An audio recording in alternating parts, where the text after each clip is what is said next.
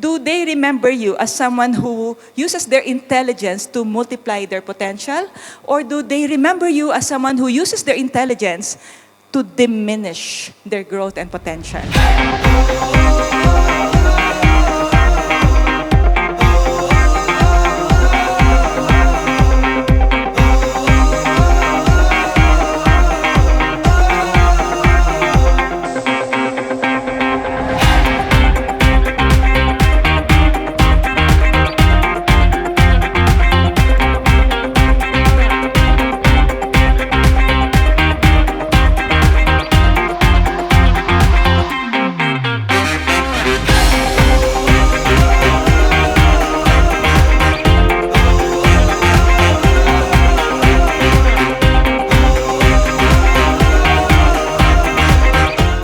May I request everyone to stand and join me in welcoming the radiant and empowering Miss Toni Miranda!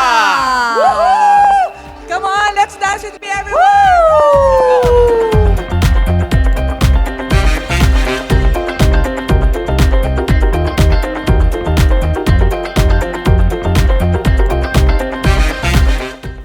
Do you ever feel like you are in a race in your profession now? Yes or no?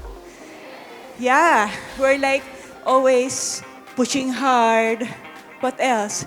Chasing targets, meeting client after client. And have you ever felt that deep in your heart? Where are all this taking you? Where are all this taking you? Is it just about hitting numbers? Or is it something that you build that will last? Think about it. You know, each L.E.A.D or each legacy, engagement, awareness, and development, they are already strong pillars. Let's say this month, gusto nyo lang i-strengthen yung legacy, strong pillar na yan. Another month, you wanted to build your skills, how to engage your team, strong pillar na yan. Yet, I'd like to present this Venn diagram to you. What happens when you now intersect each pillar? So when your built or your planned legacy intersects with your engagement, it now creates inspiration in your team. Now what happens if your engagement now is anchored to your knowing yourself based on self-awareness and knowing your team? What happens? This is what happens. Nagkakaroon ng strong connection. So just like any player who's trying to leave a positive legacy, ganun din tayo, no? We wanted to be remembered well by our teammates, not when we are old already, not when we are about to retire, let's say in the industry. We wanted to be remembered well during events like this. We wanted to be remembered well in the parking lot.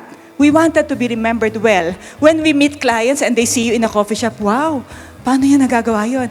And we wanted them to remember you well during times of challenges.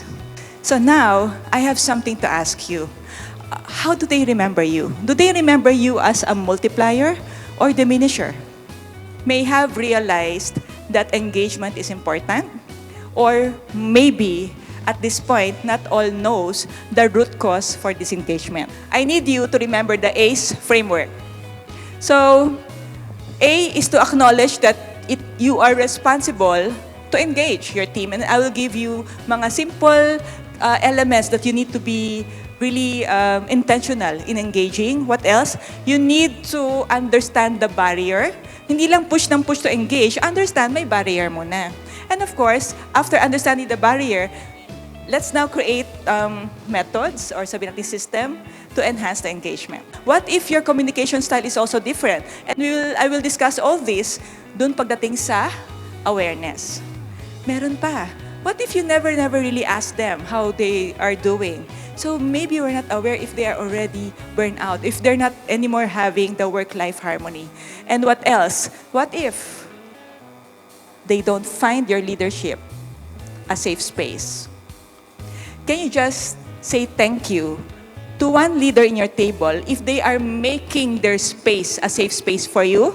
Don't expect that all of you in your team have high desire in honor. Some of you, mababa ang desire sa honor. Natural to, no? Innate, nung pinanganak tayo. Yung iba naman sa inyo, mataas yung desire sa honor.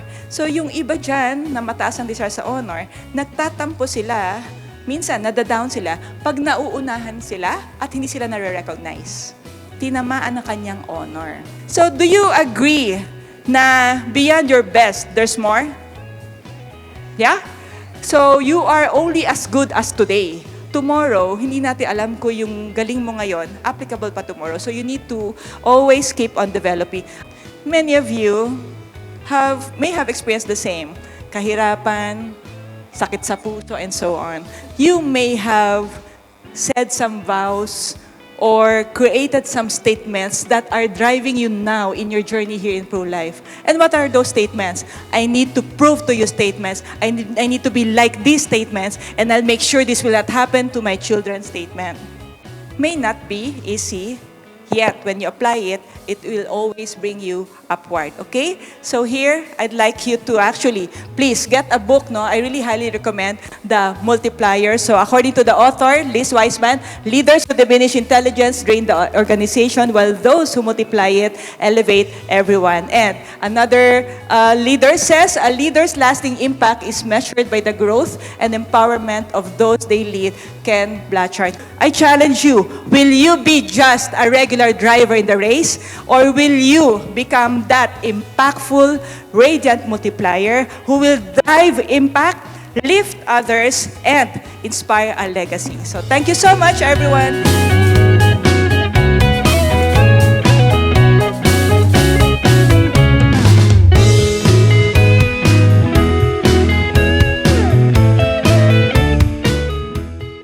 Hi, my name is Anne Bacolod and I'm from PRU Life UK, and I would like to say thank you, Miss Toni, for sharing kung paano maging multiplier, because as aspirant leader, importante na alam mo kung ano yung vision mo, and thank you for letting us know kung paano na magkaroon ng vision. And as a leader, dapat ayun yung meron na isang dapat na meron ka as a leader. So thank you so much po. Once again, my name is Anne.